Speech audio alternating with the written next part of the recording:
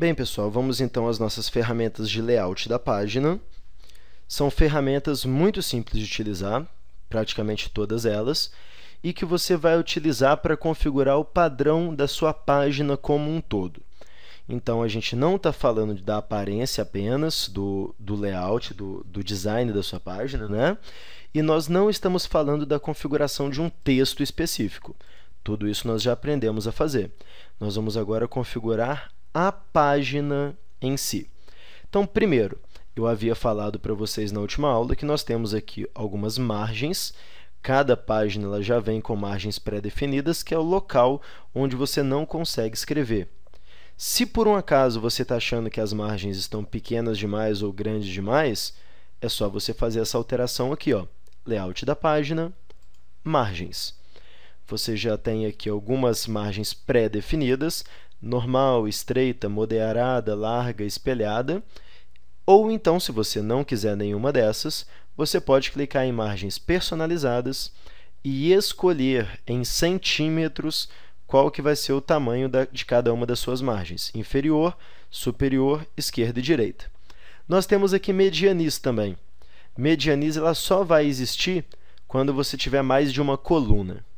A gente já vai ver isso também daqui a pouquinho. Então, vou fechar e vou escolher uma margem que é a margem estreita. Observe que mais conteúdo da minha página foi utilizado. O meu texto agora está ocupando menos espaço do que ele estava antes, porque é óbvio, a margem está menor. O conteúdo da página que não pode ser utilizado foi reduzido. Próxima a ferramenta, que é a ferramenta de orientação. Ferramenta de orientação ela apenas define se você vai ter uma orientação em retrato ou paisagem. O que isso significa?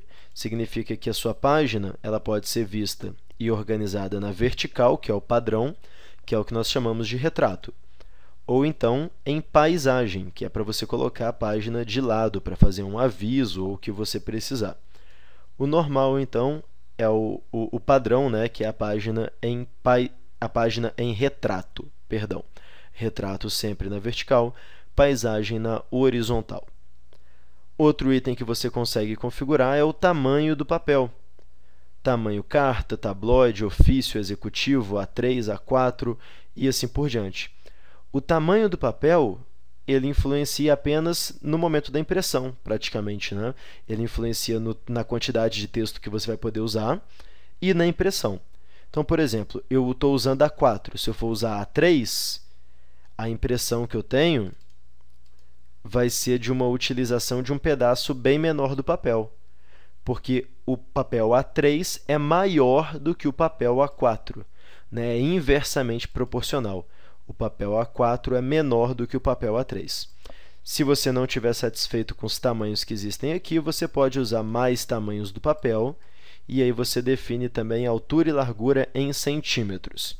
Isso vale, inclusive, para quando você precisa imprimir o seu conteúdo, às vezes num pedaço de papel qualquer que você tem em casa guardado na gaveta. Próximo conteúdo, conteúdo de colunas, ou ferramenta de colunas. A ferramenta de coluna ela pode ser aplicada para todas as páginas ou para um texto selecionado.